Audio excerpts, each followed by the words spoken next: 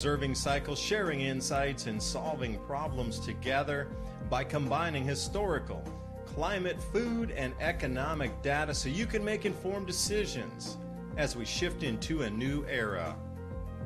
Here's what was, this is what's coming. Our world is never going back to 2019, so what will the new era look like? And most importantly, what is immediate that will affect the pocketbook and the outlook into next year so we can all get ready? Thank you for joining. I'm your host, David DuByne. Right along here with Ransom Godwin tonight, and welcome wherever you are on this beautiful blue planet. Another day of breath to experience the reality around us.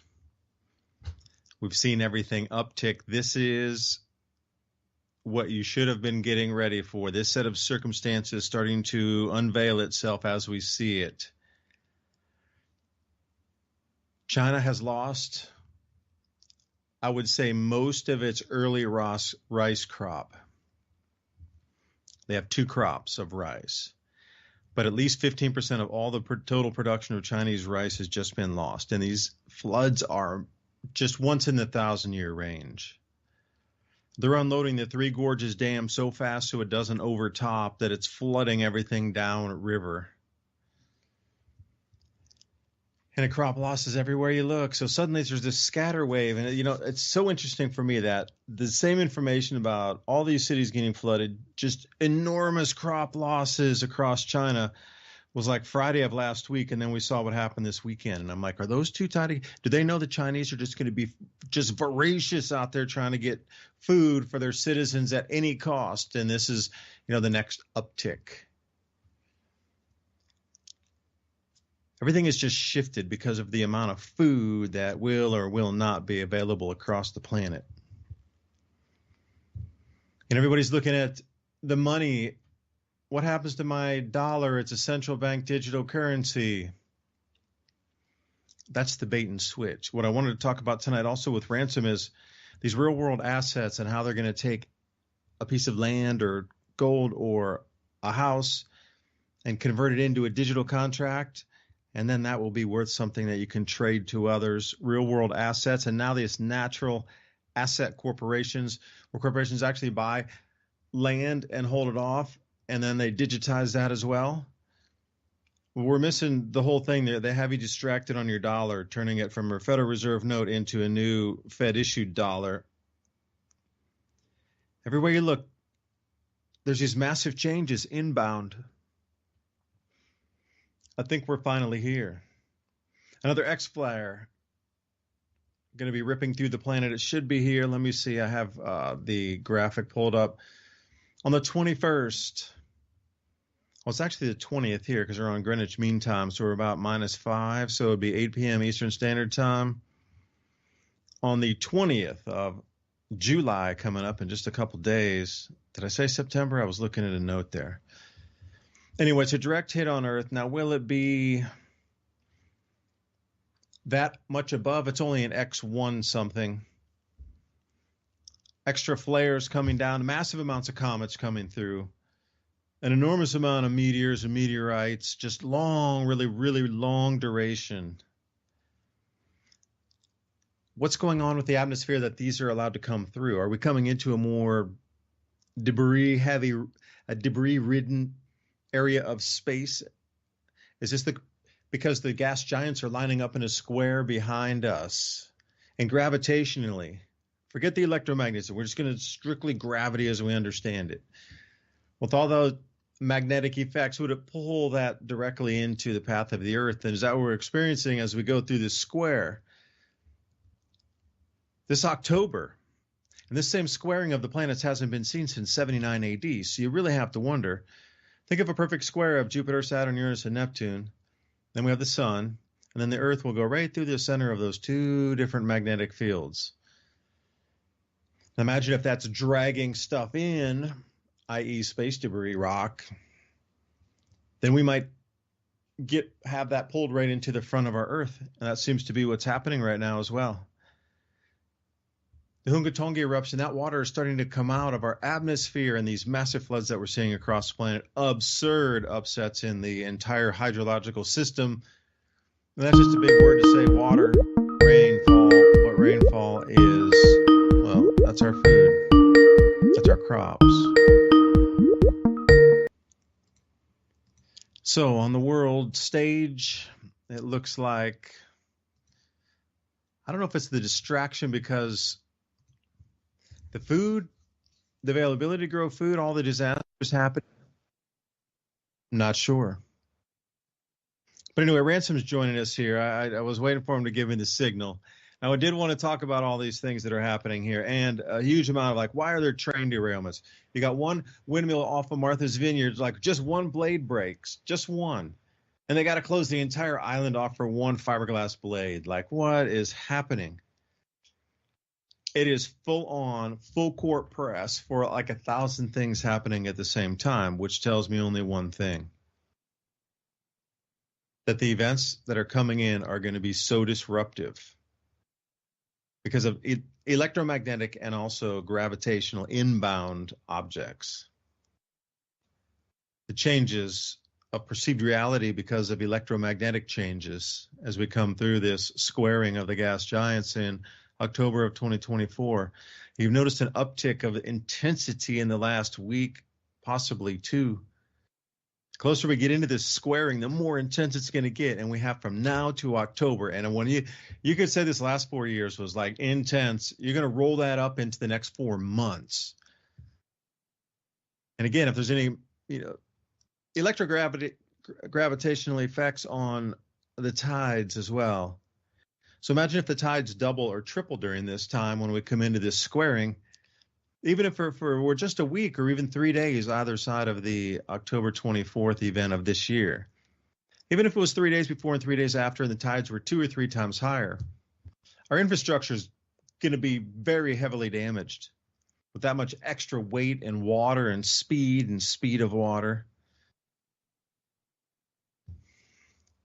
The entire scatter wave is being thrown at us all at the exact same time because the awareness is growing. Something with the awareness of understanding of our planet, or just intuitively feel it, as we come into the second magnetic field, something is starting to happen on the planet, to us as a species, to us observationally as a species. These controllers oversee with these puppet strings, you're seeing through the illusion too quickly because of the electromagnetic field change.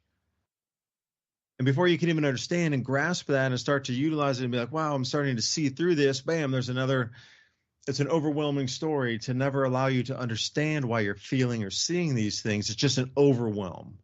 That just gets lost in the energetic tidal wave.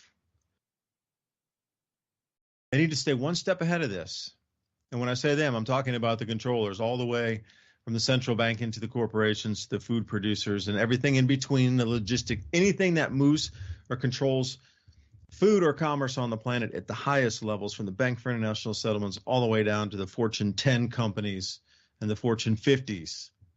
And that leadership. What's above the aristocratic class? These cycles are here. They're back again. People know that it's here. It's going to be, well, it's starting to be disruptive already. If you haven't seen that, it's incredibly disruptive. Something has actually changed. Like the physical, what you would call soup around you has shifted. Did you notice that? And the soup is going to continue to shift more as we come into October. So Ransom, I appreciate you joining me. I don't know what you're seeing out there, but I feel that there is definitely a shift, like literally, like our reality ripped at, and where that rip is in the middle, you can almost step into that or see through it. It's a tearing. Right. You know what's so funny is last week when I came on, I basically predicted, I mean, not specifically, but like the first thing I said when I came on last week was, I had been watching the debates and then watching the news coverage of the debates. And that's why I said, watch, right? This now until election is going to be some of the craziest things you can ever think about that'll blow your mind. And I said that last week, and that's exactly happening. The world is changing. And that's another thing we talked about last week is you're just going to wake up one day and everything's going to be different. And it's just going to be like that one day you notice that it's different. Now, that kind of happened last week on Saturday. And I happened to have a live show that day. So I was, I was live on revolution.radio, and I had a whole show planned out about other topics. And the event happened. We'll just call it that so we don't get too much into it because I know there's a lot of weird stuff going on about it. But everything that I sat here and told my family while we were watching it, all of that has come out in the next, days and weeks. Like I called the whole thing. And not to mention, how often I talk to you about how this whole political genre of television, I guess you can call it, and news is like WWE. And tonight I just watched Hulk Hogan rip off his shirt at the convention there in true fashion, man. And it's like, in the background, all kinds of people are dying, like Lou Dobbs. You remember that guy from, Newhart show with the Daryl and his other brother Daryl? That guy's. So like all of these faces are leaving the planet. And we can get into that, but not too specifically because, a lot of people listen to the show know that there's been a big changeover rate. Let's just put it that way in the last several years. And that trend is going to continue. And it's going to be completely shocking. In the last week on that day, I think on the same day as the event, several Gen X people that are supposed to be celebrities also keeled over for one reason or another. And then, you have the escalation of everything where they're telling you where everything is going to go just by predictive programming. So we know it's going to get kind of, it's going to get spicy soon, right? Hey, Ransom, could I say that World Wrestling Federation for the masses is politics? Absolutely.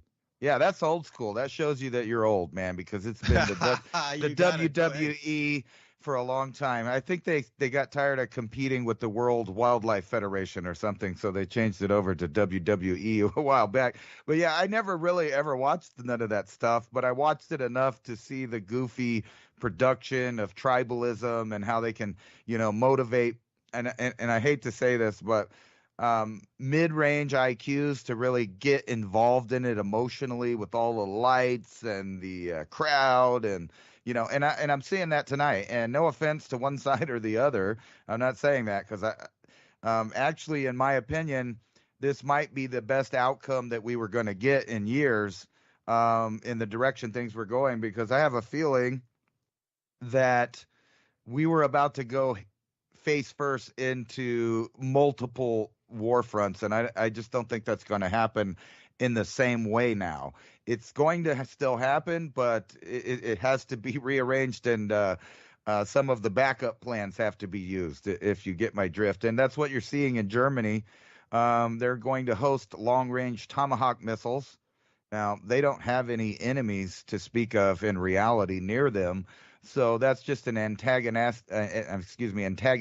move on their part. And this is one that I thought was really standout right here that might change the world big time. And I don't know if you agree, but Saudi Arabia threatens to sell off its European debts if the G7 confiscates any Russian assets. And then you got, the plethora of where AI is going. It's nonstop. It's going to be invasive. You were kind of talking about that. Speaking of, like, how are you going to travel anywhere when the new cars, whether they're self-driving or not, are going to be constantly snitching on you, on your text messages, on your face? Did you get tired? Are you altered while you're driving? Things like that. And driving habits. So they're going to nanny state you with how fast you're going. But this was the real mind blower: automated DUIs, right? The new AI-powered in-vehicle camera technology that'll assess a driver's intoxication.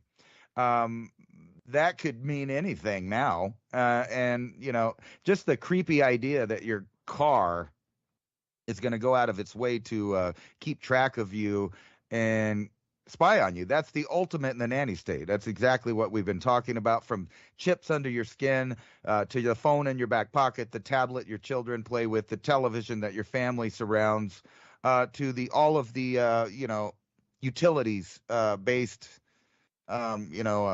yeah, I'm losing my mind here. I forgot words. The like your You were stove going and to your track it because I appliances. rented a car one time and I was driving back from Atlanta, about a 4-hour drive, and it was, rented it later at night. And the start, I wasn't really, I was sort of tired, but I was like, it'll be, just focus and turn on the cruise control, get back.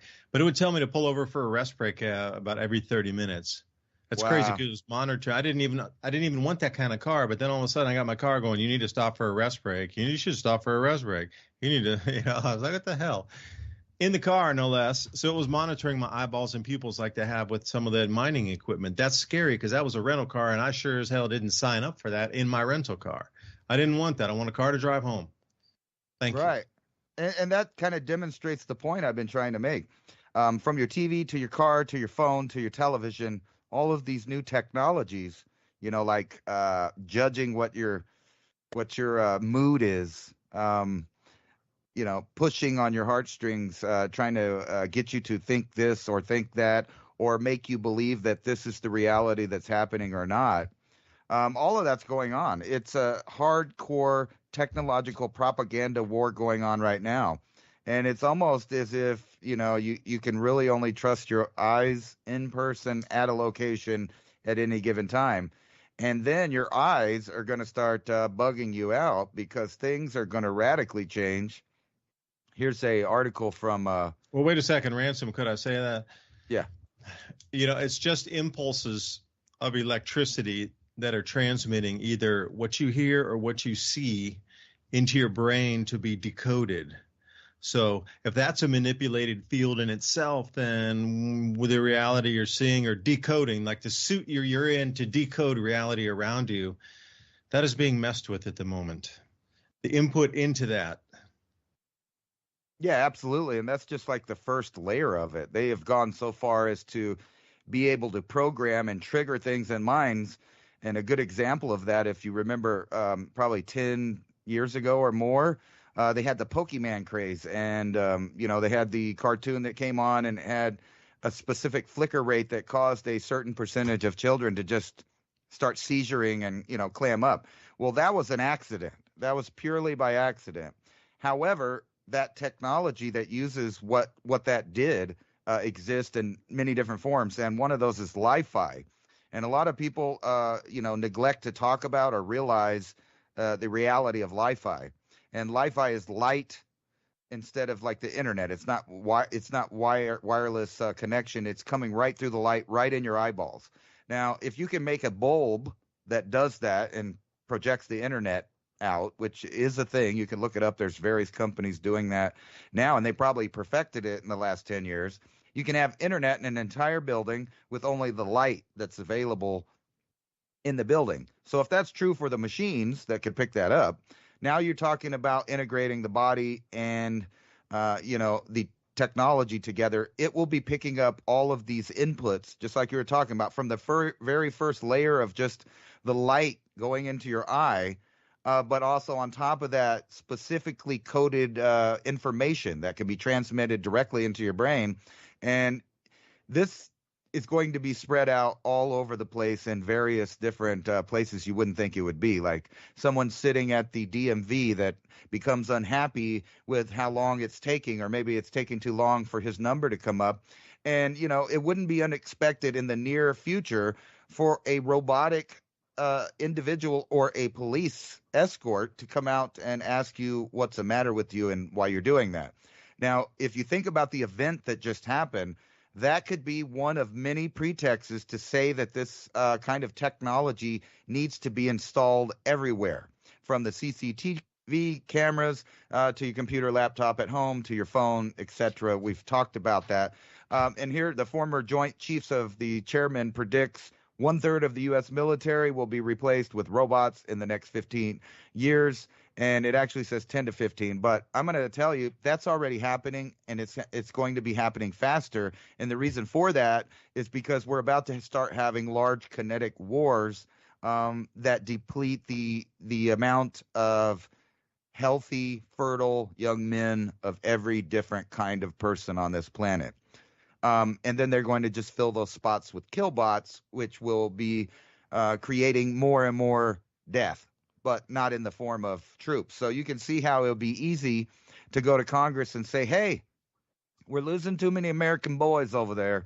We need another nonstop investment of billions of dollars into this robotics. Now, imagine if they got the amount of money that Ukraine got, like some robotics company, say, I don't know, Boston Dynamics or maybe Elon Musk, and they got the same amount of money that Ukraine's getting from our government, but that steady supply that's going into these proxy wars instead went into robotics to build machines, which I think is going to be the next phase of industry in all of the first world countries. And they're pretty much, telling you that's exactly what's going to happen. Now, let's get into the woo-woo, because, you were talking about what's going on a, like a cosmic level.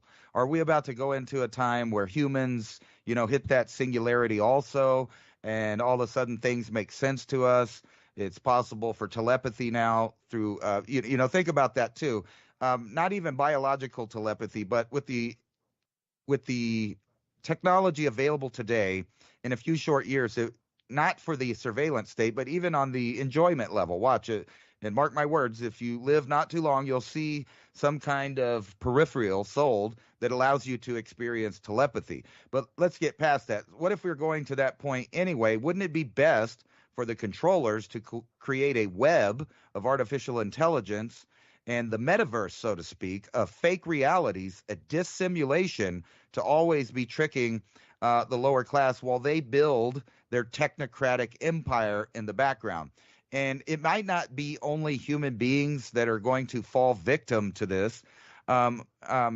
Saturday, I was talking about the various different hominids that there are and how it's very possible that each one of them had their own type of speech. And we know that by other animals like meerkats and, et cetera, that have thousands of words that are individual sounds that mean an individual idea. So that whole idea that humans are the only ones that can talk back and forth, that's been disproven and debunked. But they're not the only animals. Elephants and these other really smart animals are now learning things like we thought were only for us, which is like giving names to things or specific individuals, which we thought was a completely human thing. It turns out not so much. Dolphins, elephants, and other animals, bats even, are using specific words for specific individuals and specific ideas. And this is now being found all in the animal kingdom. Now, this comes at the same time as that the sci-fi idea of your dog talking to you is now becoming a reality. And there are companies out there about to sell that. And just in time for the great die-off, I wanted you to think about this, to add this in the mix.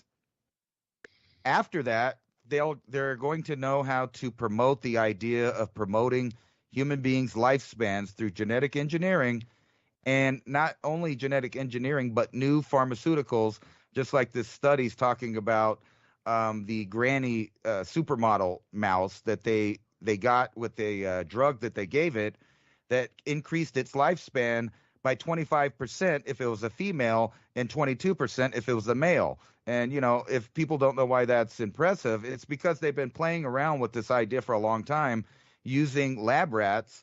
But that lab rats eventually goes to human testing. So this isn't that far away. And matter of fact, I think they have already perfected that. But now they are figuring out how to meter it. So there are people out there that have HIV, and they figured out how to meter their life by giving them specific amount of drugs that keeps them alive every day. The same for diabetic people. And now, after the great die-off here, I think they are going to offer what's left of the human beings an ability to have a longer life, except for, I bet there will be a catch, like no more children for you. And the state will then decide when, where, and who gets to have children, because people are living longer due to the pharmaceutical industry being able to meter life finally. This is a mind-blowing idea. And wait a second, and grow food too. We have to have an abundant oversupply of food. Right. That's a major catch also. Well, yeah, it's just the whole thing is coming right together where the elite will be able to meter everything, and I mean everything. We've talked about how they're about to meter the water. They already meter the food. That's why your food prices stay static no matter how good or bad the country's doing. They continually go up. Back to you, Bob, with the weather. And today, there's just a slight chance of thunderstorms, 30%. So maybe take an umbrella, don't take an umbrella, whatever. You're still hiring me for making a 50% call because I'm the best weatherman ever. And then, in 100 years from now, I'm very precise. Yeah, like, sheesh, come on. Yeah, these changes that we're seeing. Now take everything into consideration that we're talking about, all these levels of it, and put each one of those on a shelf. And how many layers is this deep that it goes into? But it comes back down to knowing that the cycle had onset. And then during this time of, amplification into the beginning of the cycle, and eventually we'll hit that center point, and then we'll roll out of it into an entirely new system. But you wouldn't want to stop the old system that worked incredibly well, like a well-oiled machine, as they would say. You would never stop that prematurely and just lose all that easiness of implementing a control system across the planet. Like, you wouldn't just stop and shift because you wanted to. They're stopping and shifting right now because the energetic frequency of our entire solar system and our star is changing. They have to. For those last 70 years or whatever after World War II, that was, just cruising along in the same magnetic field, and that system worked for then. It doesn't work like that anymore. That's why the shift is here. There's something that is coming that was going to disrupt or alter previous entire systems of what you consider infrastructure. Dams, which are now crumbling and breaking on several rivers in the United States just within weeks of each other, that's unheard of. Like, literally overtopping and washing away of dams because of too much rain. And rail cars, and Ransom sent me a video of another corn train going over. 30 cars spill off the tracks, full of corn, obviously. But it's just nonstop train derailments as well, as if the earth's being pulled or tugged, and those rails are going out of kilter for a little while, and a train comes along and it didn't snap back together. There's differences in the crust currently. There's earth cracks. You would know the cycles here, and the reason I'm telling you is Lake Victoria. I was following this story because I'm very sure that the Sahel is going to get greener. So Lake Victoria, southern Sudan, it started to get a lot more noticeable rain in 2019, but they just broke a 128-year record for rainfall filling up Lake Victoria. Like, see, these cycles were known. Once these start, that means that this and this and then this will happen. But see, I don't have that record exactly. But these records exist of what will happen in the Lake Victoria era, and I don't care if it was the Aksum Kingdom or the Kingdom of Ghana that was taking meticulous records. As far back as it goes, somebody knows the cycle. When Lake Victoria starts to fill back up after it almost completely dries out, what used to be the base of an African mega lake some 6,000 or 7,000 years prior. It's going to go through the 6,000-year cycle. It's going to be totally full, like a Great Lake as big as ours, Lake Michigan. And then it's going to completely dry out into a little tadpole pond here. And then once that tadpole pond, super small, like a little area that frogs can live in, that's about it. Once it comes to that low and it starts to grow again, that is your signal that some event is going to occur directly after that. But it's not just here. For some reason, in the last 2 months, it started to happen everywhere. I really mean everywhere. So many that it can't keep up on how many record floods there are across both hemispheres occurring exactly now. So what's next? The event is here. So whatever these elitists and globalists and banks are preparing for, the event is here and started now in earnest because there's so many things all overlapping, so intense. If you were looking for a signal of intensity that, wow, you can't even deny it anymore. You really can't. We're at that point with all these floods across the planet. It's undeniable that there's just record floods everywhere, on all the continents. Is it the water coming out from the Hunga Tonga eruption? I'm not sure myself if that would be exclusively just that. But whatever's in play, as we're already past the point of no return on it, natural cycle-wise. So the crop losses come next. Then what? So speaking of that, a powerful derecho blast through the Midwest, leaving a trail of destruction. That was just today. The front was 500 miles wide at 105 miles an hour, going over the middle of the the middle of the cornfields in Iowa and Indiana. A 500-mile long storm, corn that's probably chest high, 105 miles an hour winds. And that has ripped through our grow belt. Now, remember, just 2 weeks ago, we had record floods down the Mississippi as well over Missouri area.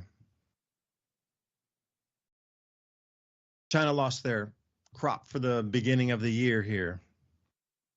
You know, I heard the news that they had to release and open all 9 gates at the Three Gorges Dam. And when they do that uncontrolled, and I mean full throttle, because the dam was about to overtop. The Three Gorges Dam was like, really, I had a kid that was like a couple of feet from overtopping, because every other dam system above that was completely inundated. They had a full year of rain in one day. I'll say that again. The higher up areas within China on that same dam system that come down to the Three Gorges Dam, that whole entire area received a year's worth of rain in one day. So every dam filled up beyond its capacity. They opened up all 9 gates, and the number of drowned are, government releases and says 60. The people living there say north of 100,000, because the dams opened too quick and they didn't warn anybody, and it was going up like, a foot every couple minutes. And just the amount of, you can clearly see that is another sign. So it doesn't matter which continent you go to, these same cultures that have mapped out all these different cycles through the last, at least 3,000 years. We're here again. Now it's time to change, because you can't let the people know. You can't let the people know.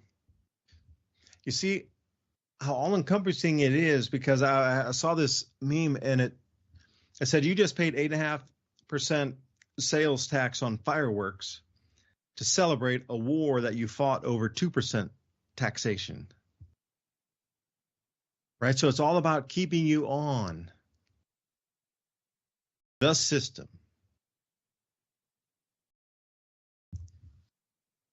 Whatever direction you move or get bent or pushed to, it always pushes you back onto the system. It's an illusion, the entire reality around. I'm surprised that anything moves through logistics anyway. And we've come to the point now where if you take a 30,000-foot view, the amount of lost infrastructure, the loss of faith in the infrastructure, the non-real grasping of tomorrow due to these extremes that we're seeing across the planet, the grains and the different types of foods growing, being dented heavily. And now we have so you have to, my whole thing is, which is first, second, and third? Okay, the food is going to be the most important thing, obviously. But coming into this squaring of the gas giants we haven't seen since 79 AD, that's a wild card in itself. We don't know what rolling through those different magnetic fields, pulling everything in a single direction, that we're going to, go through the middle of that. unknown what the effects would be, but are they overlapping? And at the same time, it come into the complete system shift. So I'm wondering which one's pushing which one? Is it the realization because the cycle's really intensified now where we're really going to start to get into the crop losses? I mean, the point where the people are going to be so angry how expensive food gets. And this is the point where governments have done their analysis from the acres planted, the acres lost, stranded crops that'll be there, flooded crops that were waiting in storage, things underwater, hopefully that maybe they'll get a couple percent yield out of. It seems like the world has crunched the numbers. And they understand right now about how much food there will be. And understanding the cycle that it would be more intense even next year. And just from the simple fact of Hunga Tonga and the moisture coming out, even next year, there will be even just as much, if not more, moisture coming out. Because most of the reports I was reading were saying around year 3 is when it starts to come back out of the atmosphere. Well, we are just at the beginning of it coming back out of the atmosphere. A few more years of this, 3 to 7 years. So put it into context, then is it somebody knows that we've crossed this point and all these other things need to start happening. But what I see at the end of it is whatever the restructuring will be, will still have you stuck into a system of voting and paying taxes. Staying on the ranch, if you will. There's not going to be a breakaway of a new system that's set up that doesn't have either.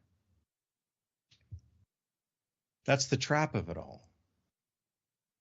You're choosing the system still to stay within that same control, which I find incredibly interesting. So walk me through it, and you know where we're coming to at the end of it, a new system. How much you think it has to be crop losses before a nation invades another nation just for the food only, strictly for the food? I don't know, Ransom, I'm trying to put them in order. Can you help me out? I don't know if you saw that Twitter post I sent you, but it's a farmer from England explaining how that there's this group that basically came to them to pay them money not to grow things, and if they grew it, to just let it sit there and not feed their cows, not do anything with it. And they had a plan for 3 years of no food. Let me see if I can find that real quick and put it up. But basically he was talking about that they have pressured them through making the manure and fertilizer and all of that so expensive they can't do anything. And I watched the guy talking, and here's the quote: "The government has offered us a scheme whereby we get paid for not supplying food for 3 years. Don't believe farming and food supply is under attack." Listen to this guy, how he explains how the financial incentive is for the state to not grow any more food.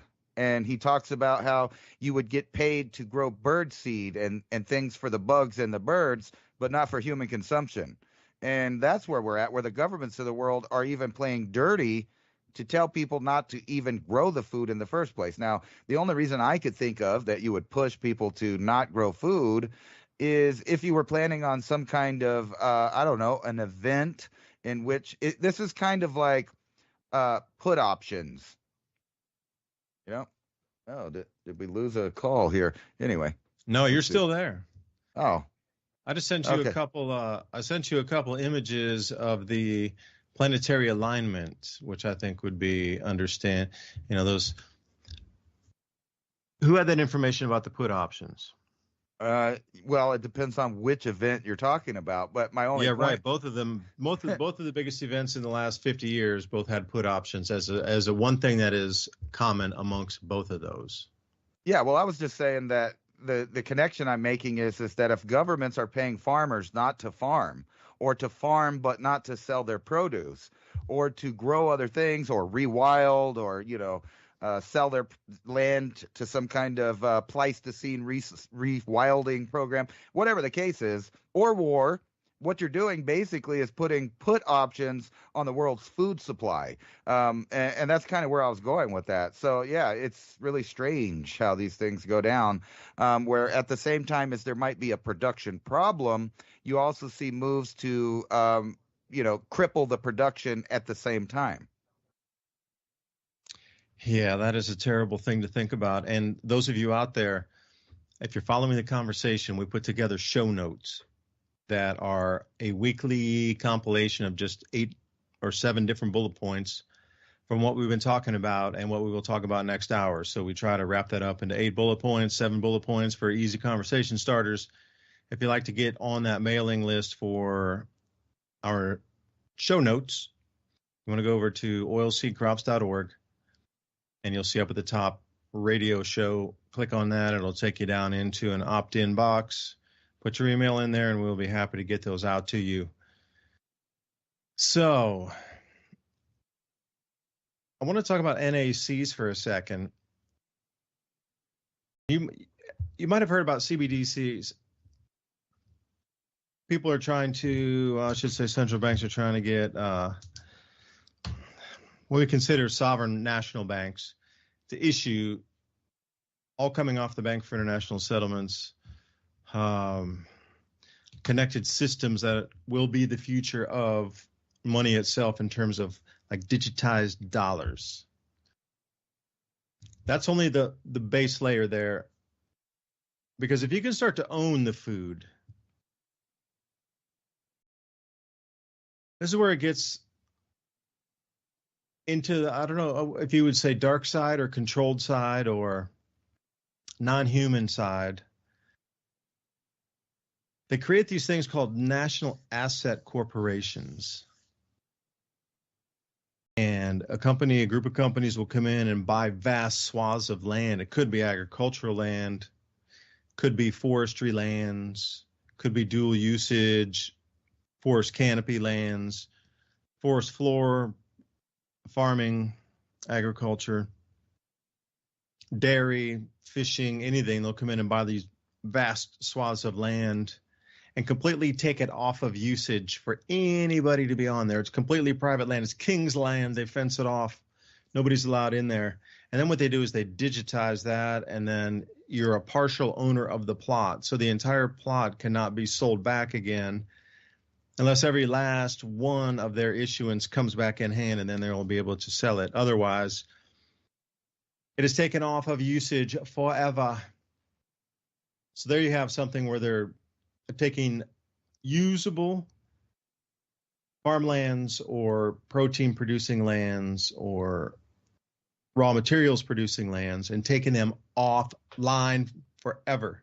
Hundreds of thousands, millions of acres.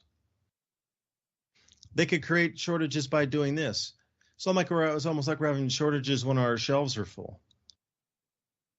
It's like a purposeful buy of the land, digitize it, tokenize it, and remove it off. Yeah, so what Ransom said, Pleistocene rewilding areas as an example, forest rehabilitation areas.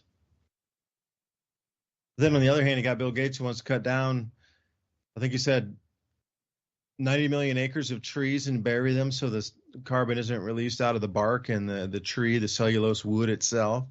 And then they make these massive pits to build, like I say, to cut tens of millions of acres of trees down. So I was like, you guys, and here you are trying to reforest areas and rewild areas that are bought by these NACs, and a corporation and holding companies own this, never to be seen again. Now it's in its infancy. What if it continues and then these NACs become the way that, and then almost all lands like the Bureau of Land Management and wild lands and federal lands and, state lands and all these things turn into private corporation lands. And really the only thing left would be what you consider your private property for a time. But imagine if they were able to take all public lands and all federal lands and all farmlands off line because they would own them, and all the decision would be made amongst all the owners of all the national asset corporations or the NACs. Like I could buy one, me and Ransom, we could buy a 500 acre, what you would consider swamp area And then we'll take that and we'll say it's a natural ecosystem. But on the periphery edge of that one side over there, they're filming or they're farming, 50 acres of something. Or it's the edge of a wilderness habitat where people come in and go fishing. And they're allowed to frog gig in there sometimes once a year, twice a year. Like, we could buy that area, take it completely offline, fence it in. Nobody can come in there and do anything, not even fishing, nothing, completely offline. You can't farm there anymore. You can't fish there. You can't do a single thing. You can't cut a tree. You can't even use an acorn out of that area. Completely gone. And then we digitize that and we say, all right, well, it's worth $1 million. And then we split that thing off into 1,000 $10 pieces, or I don't know, or however you want to fractionalize that out. $1, one token, 1 million token issuance.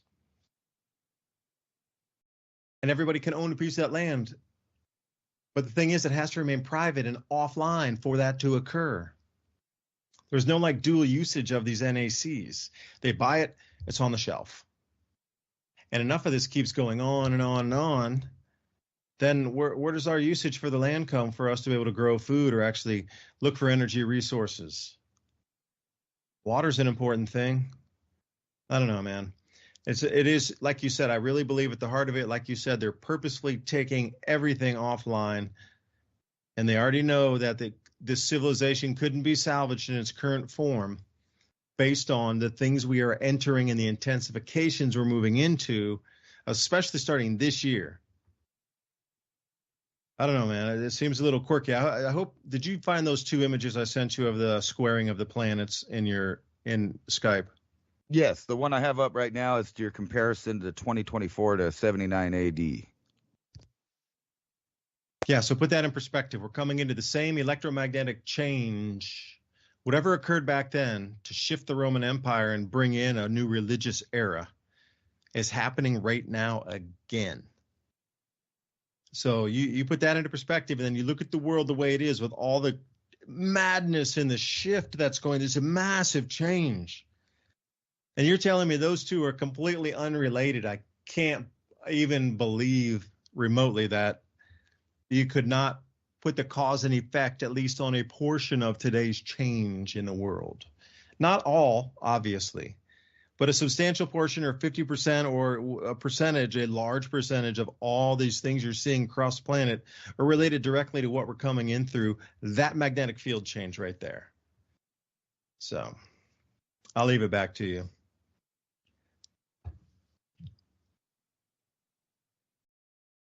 Yeah, how's that going to affect us? I've been doing a lot of studying into the Mayan and Aztec and other Central American, cultures, and knowing that they were taking different things to make them see the world in a different way.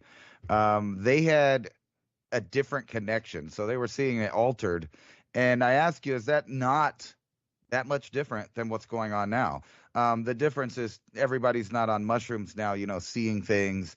If you were looking at a guy wearing a jaguar costume with the skull of the jaguar on your head, and you've ate a bunch of ayahuasca mushrooms and peyote, you're going to be seeing some altered spaces, right? But today it's a technological hallucination or a dissimulation, and that's what's going on. They have convinced people that the country is going one way or the other, but like I've always said, no matter who gets in office, the balance or the status quo always maintains. So you might not get the war that you want, but you're going to get a war. You might not get the guy that you want, but you're going to get a guy that does things. And everybody will come together for the emergencies that happen for the public. So you didn't see too much, well,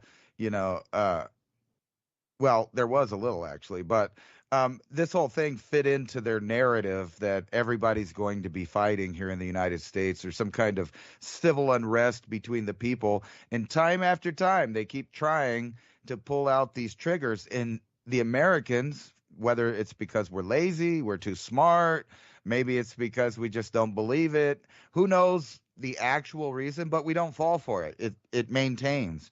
And I think that's happening in a lot of the other Western world countries, and that's exactly why they were susceptible to the razzle dazzle. Look at the birdie over here while we change everything in the background. And then it only takes that one event, only one, to radically change the entire world. And I think that, the other day was one of those events, but it was a small event. It was just another trickle into the stream of change that's about to happen, and it's incremental. And I've been saying this for years, but it's weird to finally be in the year or the years where I see it all unfolding. I see all of the predictions I've made, all of the bad things, some of the good things coming out and happening. And we're getting to that point where, maybe you should reset. And there's different ways to do that. And what I mean by that is not reset along with their great reset, but literally reset your mind, reset your way of thinking, and see things in a new way. Imagine, and I know that you experience this because, like you, sometimes you just cut off the feed and you go and you deal with nature or your land or your private life, your business, your affairs. You got to deal with personal stuff, and then when you come back, don't you? This is a question. Do you realize how much things have changed from a little portion of time that you left the feed compared to like 10 years ago? You could go on vacation for 6 months and come back and everything would be relatively exactly the same. But now you can disconnect for a day and you're behind everybody on the planet of what happened. And I was watching that event live on one of the streams, and I kid you not, I thought it was an AI fake at first. I thought that can't be real. I'm not looking at that. That can't be real. And then, I flipped through the feeds everywhere, and sure enough, that is what's happening. That's what's capturing everyone's mind. But they're going to need everyone to forget that. So you can expect something even crazier in the next weeks, months, up until this election. But don't get it twisted. I'm not saying that, it's super doomsday or nothing. This literally happens every 4 years, but never to the extreme, I think, in the last sets of four. So like from 2008 to 2006, or let's just go to 2001 and then go up the election cycle and look how every 4 years the United States of America fundamentally changes, unrecognizable from the last administration, except for, like you put it earlier, wars, taxes, and scandal. Those three always stay there. And I think that that's because there's an entertainment factor to the way that they play the world against each other. They need that entertainment. And I myself am not a Christian, but I find it odd, or not odd, but the parable of Jesus when he's there with Barbarous, and they're asking the crowd, who do you want to string up on the pole there? And most of the people pick Jesus instead of a known murderer there. That's a guy that's murderous. So that's an analogy for exactly the way the environment is now. People would rather see strife as a form of entertainment than people doing good. And I know that a lot of people feel that in their life. But the thing is if you're just doing you and you're in your own business, those outside people can't really affect you.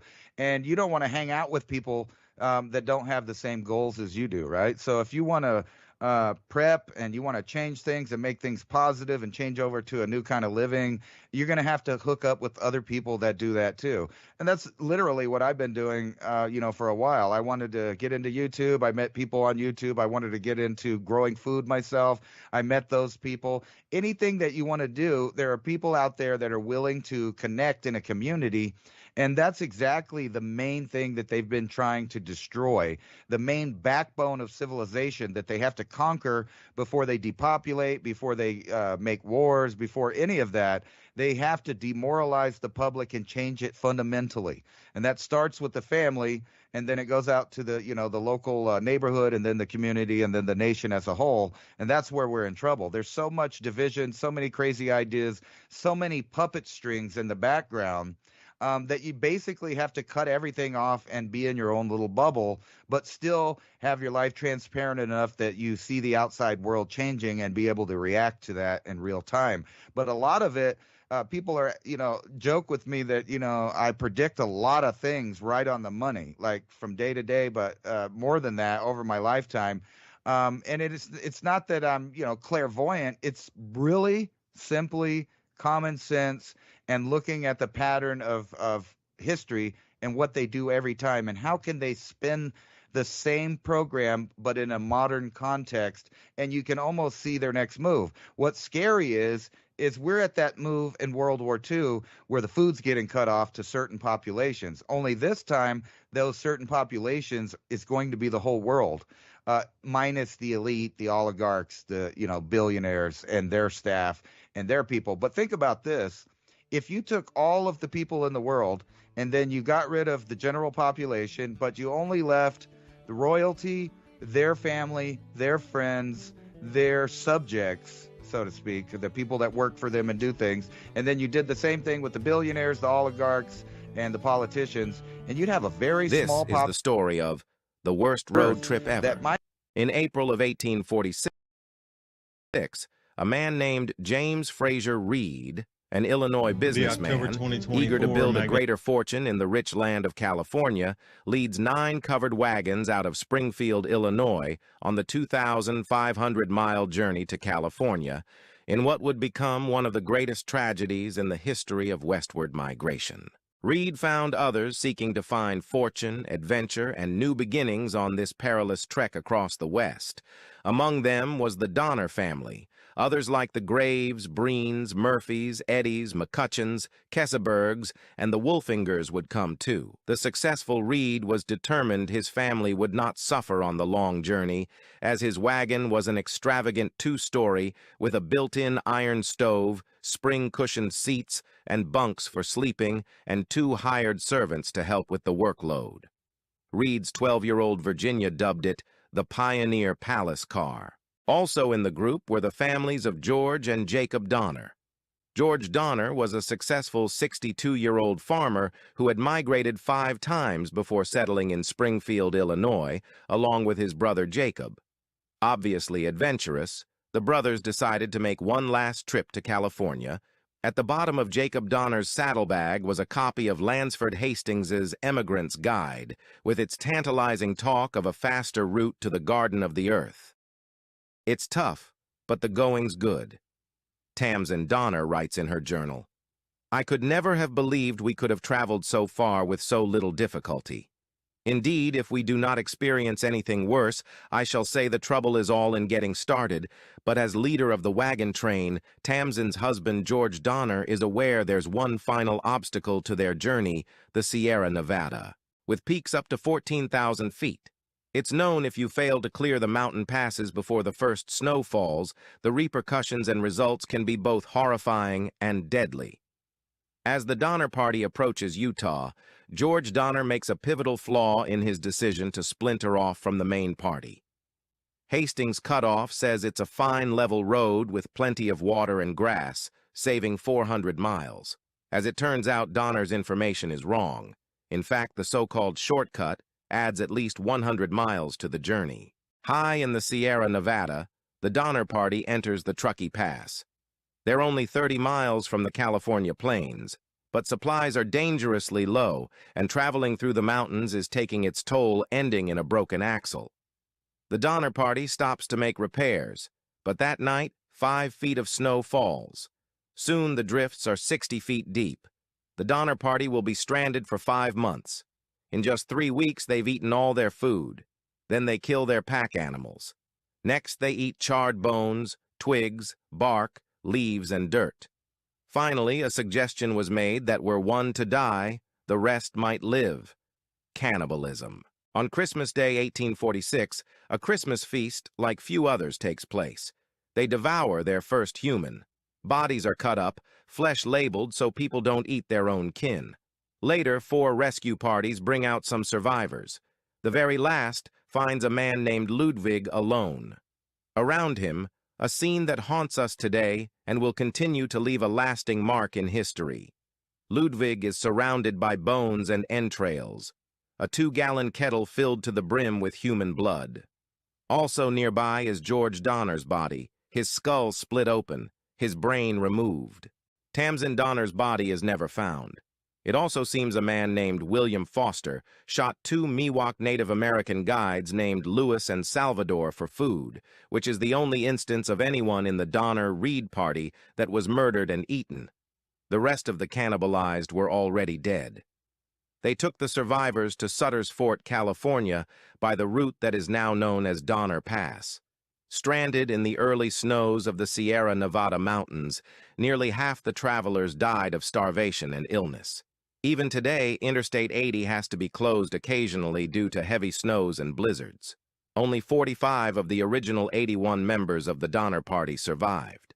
This truly was the worst road trip ever, which reminds us not to be complacent but instead be proactive with our prepping. We don't have to worry about not having food to last. We have My Patriot Supply. And right now, you can save $200 on a 3-month food kit with Adapt 2030. Adapt and stay prepared. Rumble, thanks for letting us. Up with Brighteon.com.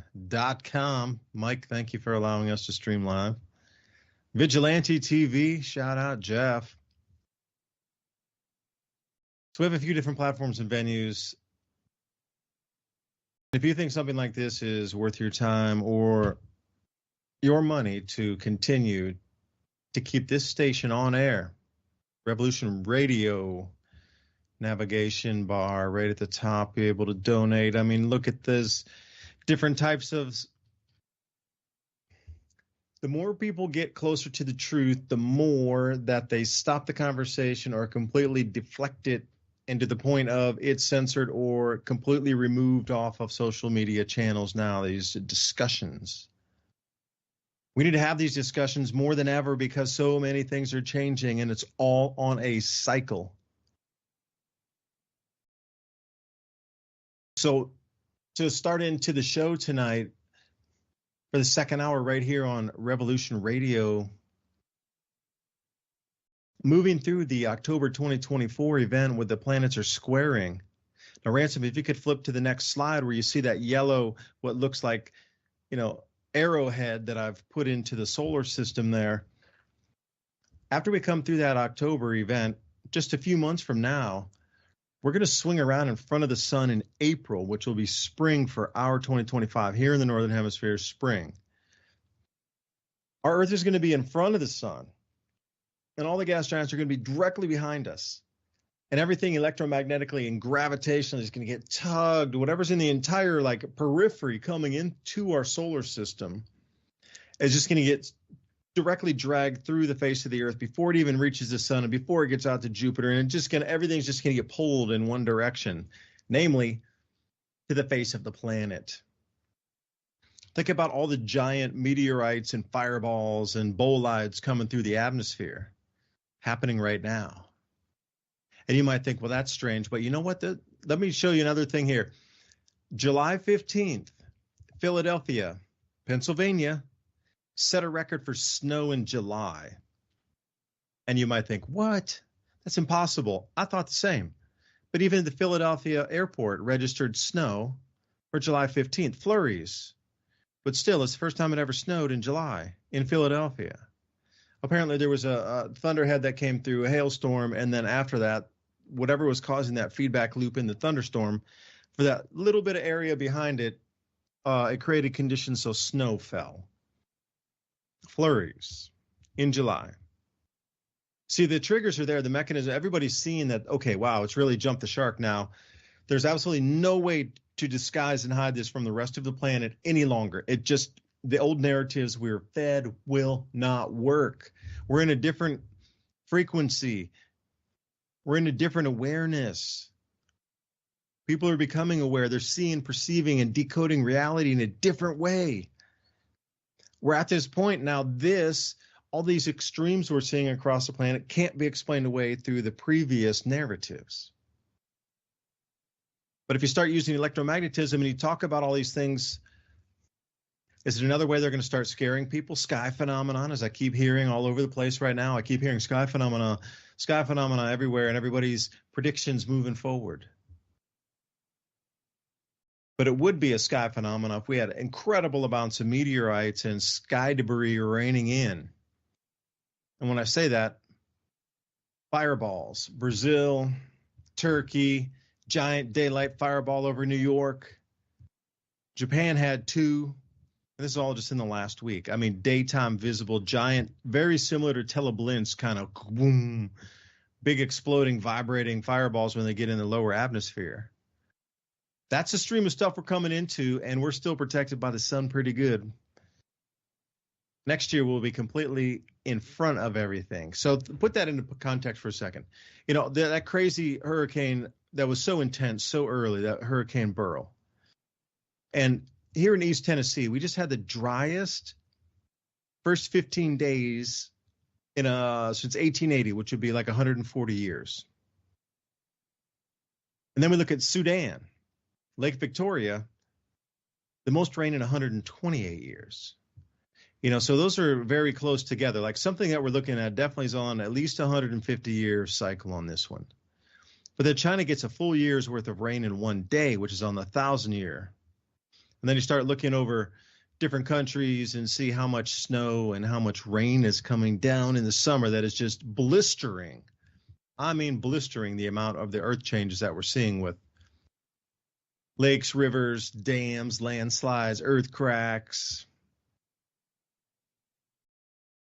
What I'm trying to impart is it's coming to the point of intensity where it can't be hidden any longer, and they're not going to bother. And when I say them, the same controllers are just not going to bother to try to even convince you anymore.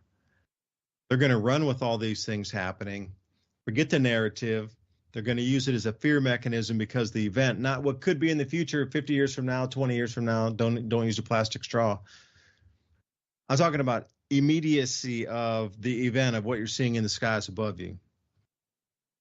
Mississippi, Minnesota, Missouri, record floods, you know, I mean, it just keeps, it never stops.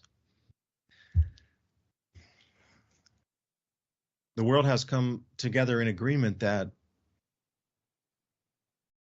it's a worldwide event with whatever is happening in intensity. So globally, there's no one country not affected where people are not noticing to the intensity point where the old narratives don't work across every nation on the planet. So it has to shift. And that was the whole thing about the next iteration is going to be when these fireballs start getting bigger and more common, especially after October. We're going to swing around the backside of the sun. Right around February, you're going to start to see more. And I do believe as we get into April, around the middle of April, we're going to be the most precisely in front of the sun until we get back around when we come into winter on the backside of the sun. Like you come in with those two events back to back events like that quick. Whatever happens with the electromagnetic field shifting and that'll occur in October, just days before the election. And then shortly after that, there's going to be pelted by an enormous amount of space debris coming in, and huge amounts of fireballs, meteorites, these sort of things.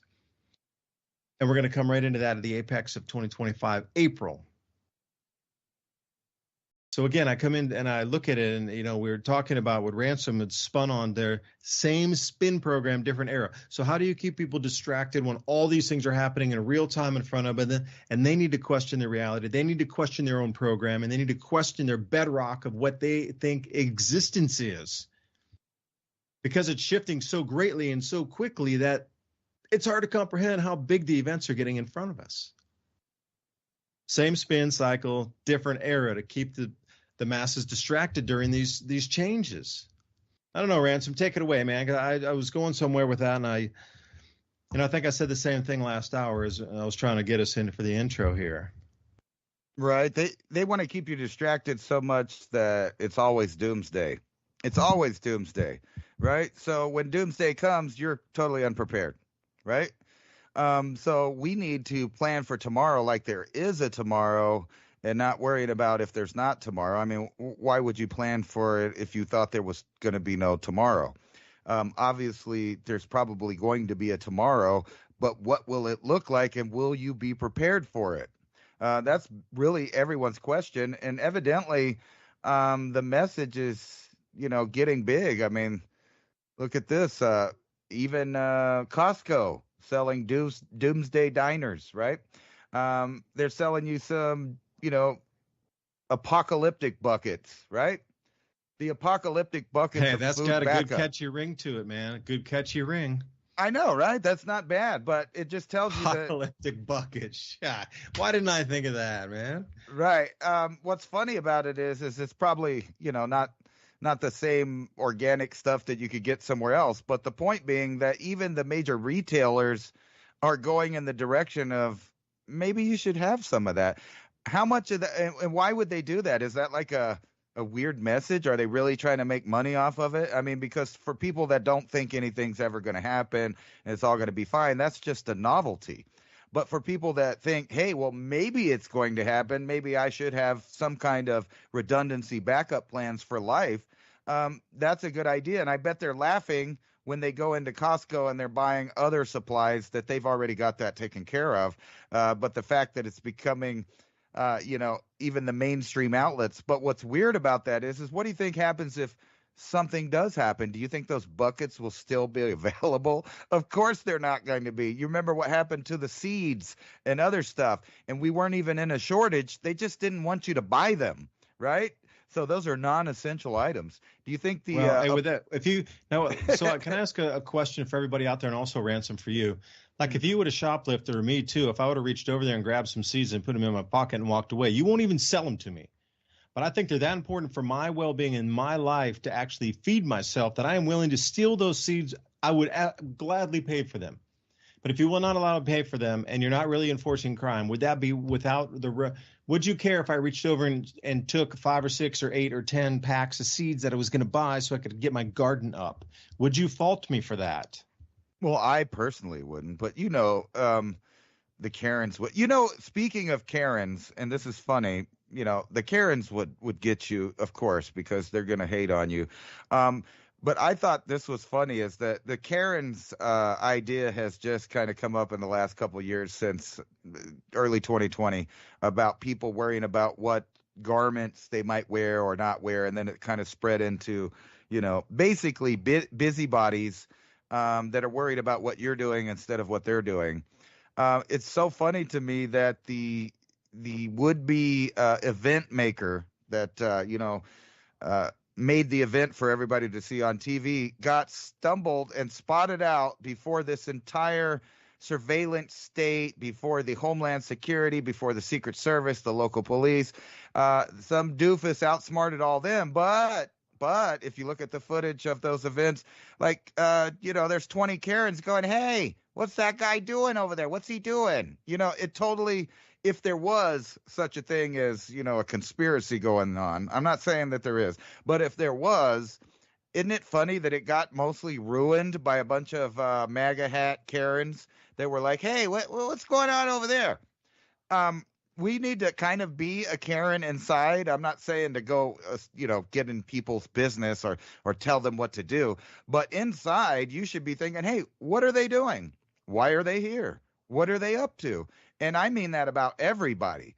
Your neighbors, politicians, people you see at the store. But no, myself, I would be like, oh, well, they're obviously not going to eat those seeds. They're probably going to farm them. So that person knows what's up. But think about that.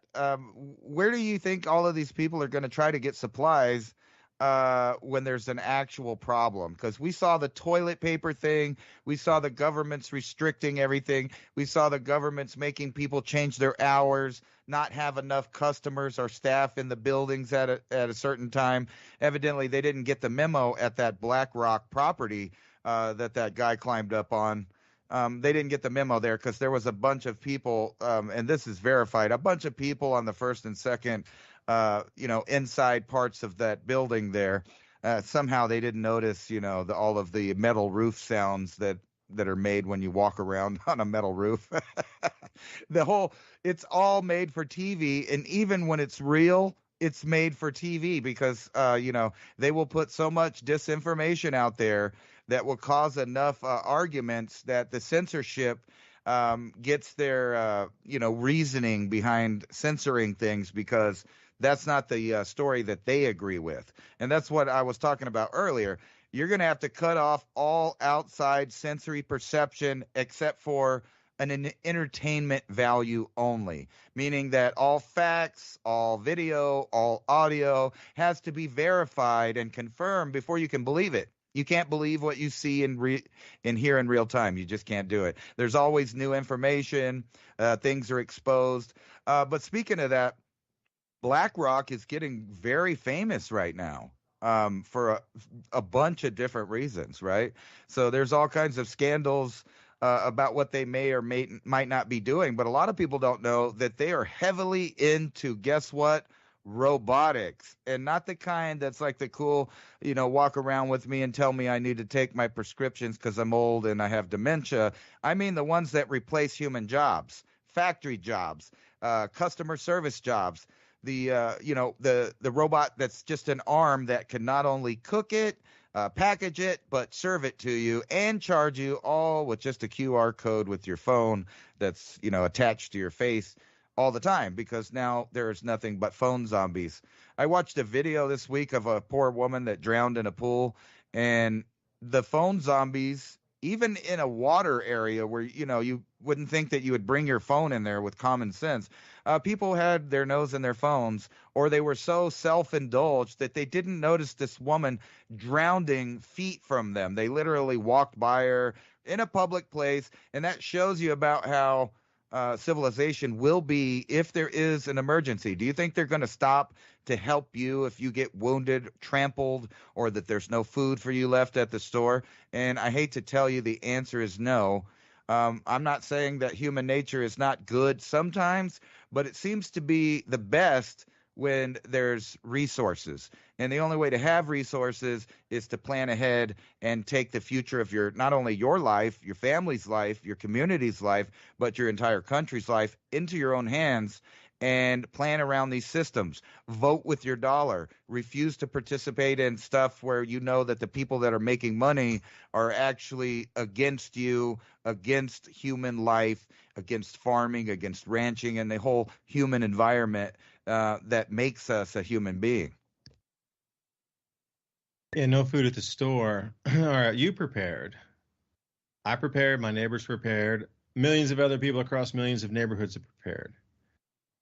But you're going to have those people showing up at your door because either maybe they know you're prepared, or they're just like taking a wild guess, going, hey, I need some food for my kids and me, and we're super hungry. I haven't eaten like 2 or 3 days. Really, I'm super hungry. I'm starting to get headaches. I can't even help. We really need it. And what are you going to do at that point? You're going to have to make choices as to who can stay and who's not welcome, I mean, how many of these people are going to be just wandering around going, I didn't get the food, but obviously enough, it's like enough phone calls, cold calling eventually. Hey, yeah, okay, somebody will talk or give you food. But, there's going to be random wandering, either individuals, families, groups of families. Because, a group of families come up with like 2 fathers or something, and there are 3 fathers, and you're one person, and they're at your house going, we need food for our families. You're like, hey, no, I don't have it, but they can smell it cooking in the stove behind you. And like, no, I can't help you. And then it's like 3 of the dads, they're going to try to break down the door with their families to get in to get food. Unless something shifts, unless the mind frame of shifts, or in a different magnetic field, the needs of our body are a little bit different, where we won't need as much food or as much water to sustain ourselves and survive. There's a lot of possibilities. You talk about biblical miracles, etc. Perhaps some of this is rooted into electromagnetic field changes where our bodies actually change. Now, would you notice it, or would you just be in the new field where that was just your waking state? Like, would you have noticed it from the previous? Or would you just be in the state and you wouldn't have noticed that the shift even occurred because you're just here all the time? And as it shifted, that would be your new reality, and you almost wouldn't even remember the prior one because you're just immersed in this newest level of frequency. Because the reason I try to tell you that is, people are going to be doing strange things. They're going to be behaving strangely, and then you're going to have to make choices. But then again, maybe nature helps us, and everything that we're thinking about it never even happens because the way we're able to think, or our bodies, like I say, shifting, not requiring as much input, and perhaps this is all for naught. But I want to say one thing about food storage. Way back in 2019, when I got back to the States, I was like, oh, this COVID thing, hey, mom and dad and friends and family and everybody out there, sister and anybody else who will listen, this COVID thing is going to absolutely wipe out the planet. Now, this is before it was here in America.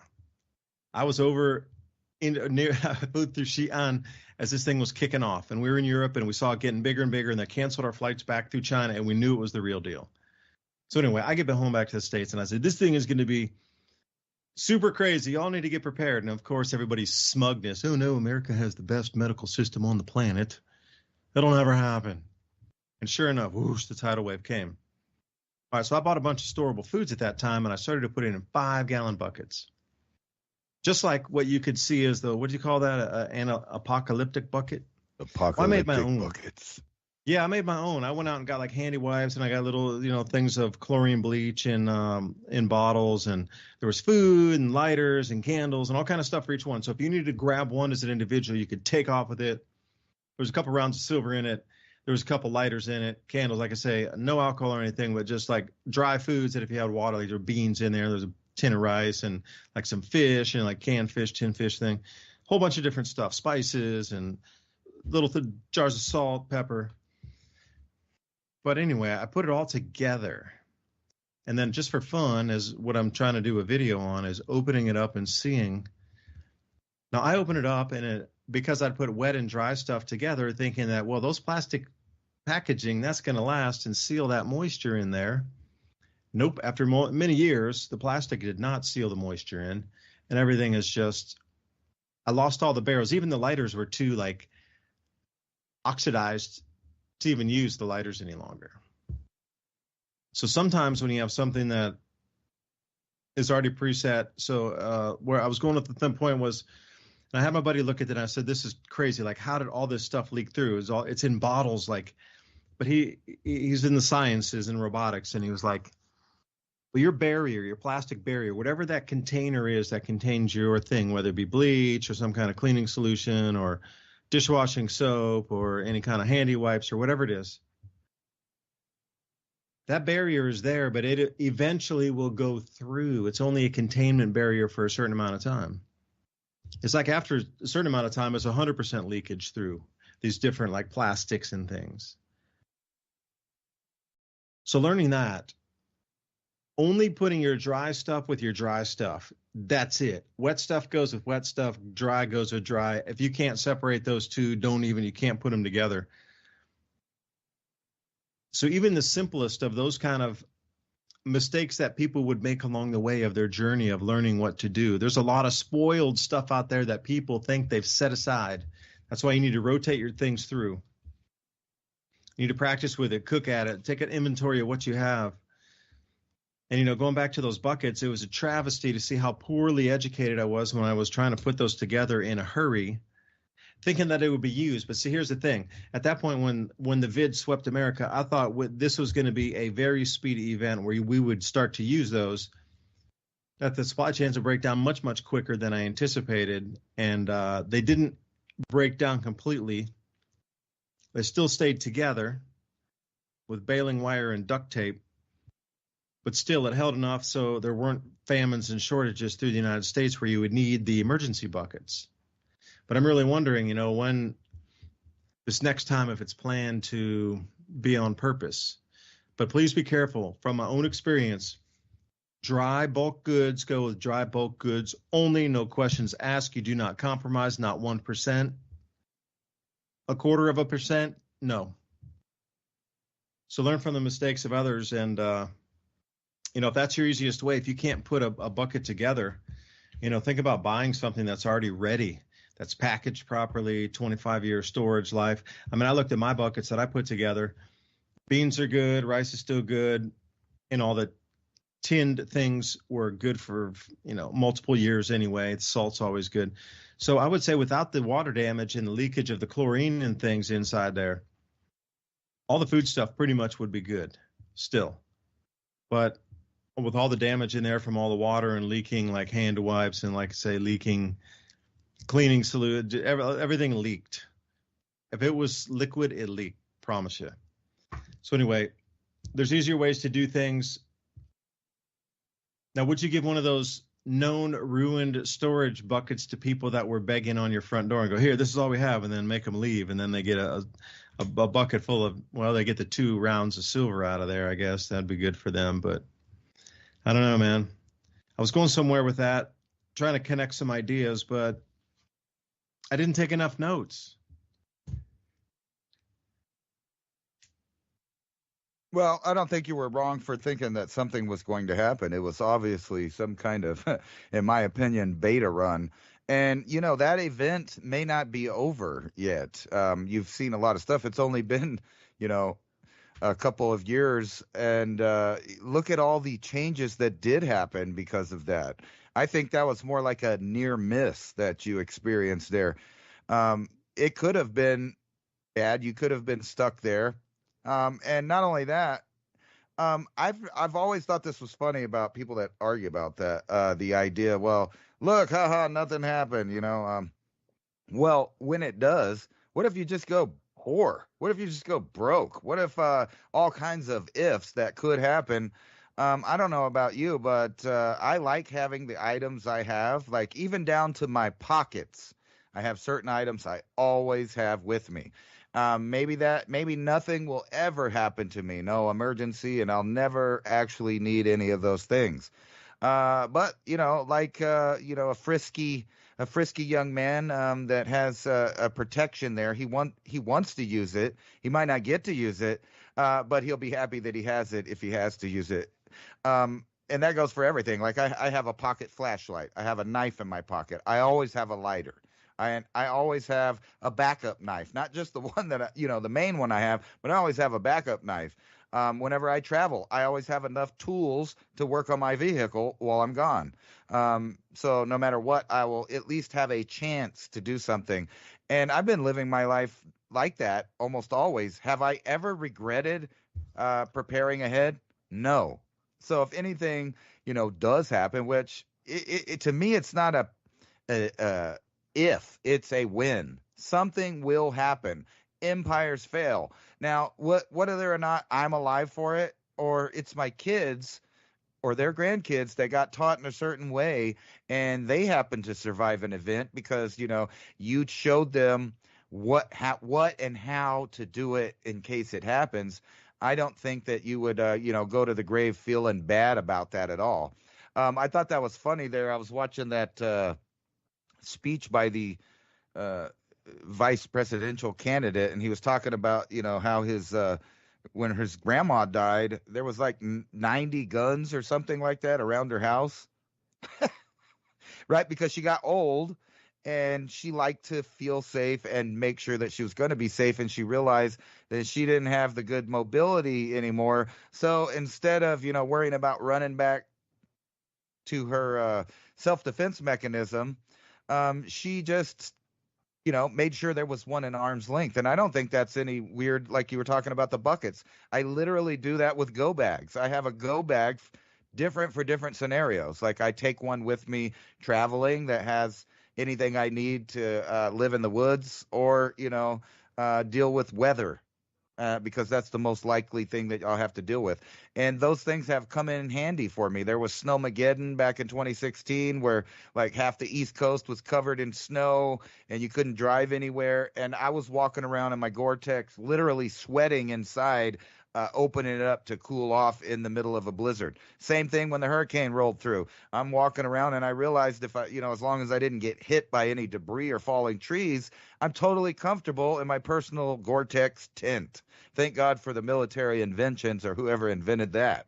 Right. So I've never once been like sad or I had a regret about planning for the future ever. That's never happened.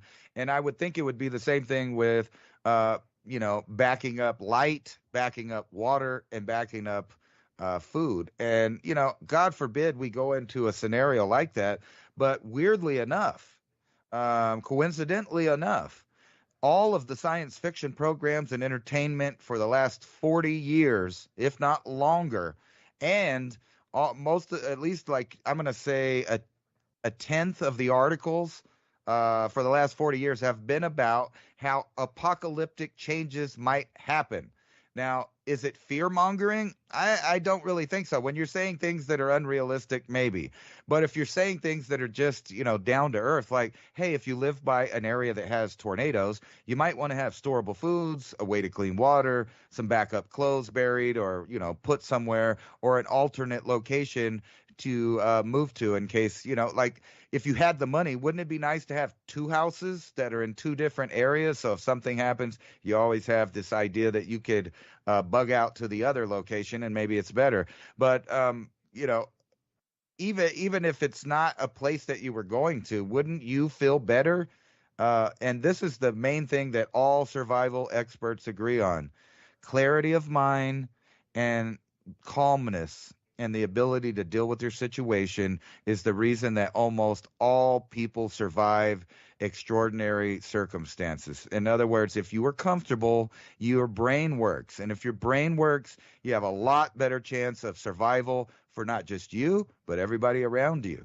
And then that gets into the community, right?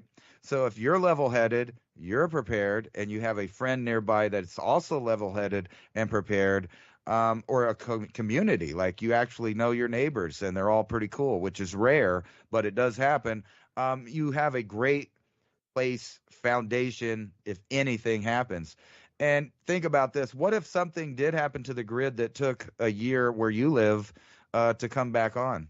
Wouldn't you be happy that you had food, that you didn't really have to cook so much to survive while everybody else is having strife and having to go to the FEMA tents or the emergency responders charity tents for water and food?